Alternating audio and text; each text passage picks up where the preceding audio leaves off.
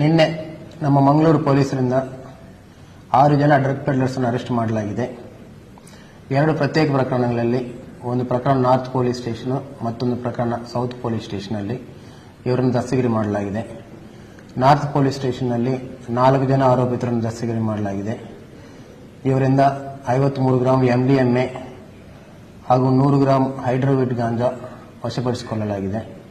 ಅದೇ ರೀತಿ ಈ ನಾರ್ತ್ ಪೊಲೀಸ್ ಸ್ಟೇಷನ್ನಲ್ಲಿ ಅರೆಸ್ಟ್ ಮಾಡಿದವರಿಂದ 60 ಗ್ರಾಂ ಹೈಡ್ರೋವಿಟ್ ಗಾಂಜಾ, 1 kg ಜಾಸ್ತಿ ಗಾಂಜಾವನ್ನು ಕೂಡ ವಶಪಡಿಸಿಕೊಳ್ಳಲಾಗಿದೆ.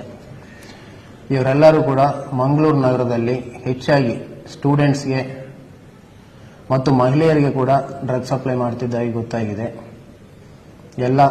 ಈ ಟೋಟಲ್ ವ್ಯವಸ್ಥೆ ಎಲ್ಲ ಕೂಡ ಬೆಂಗಳೂರಿಂದ ಡ್ರಗ್ಸ್ ತಗೊಂಡು ಬಂದು ಅವರು ನೇರವಾಗಿ ಸಪ್ಲೈ ಮಾಡೋದಲ್ಲದೆ ಇಲ್ಲಿದ್ದಂಥ ಲೋಕಲ್ ಪೆಡ್ಲರ್ಸ್ಗೆ ಕೂಡ ಡ್ರಗ್ ಸಪ್ಲೈ ಮಾಡ್ತಿದ್ದಾರೆ ಅಂತ ಗೊತ್ತಾಗಿದೆ.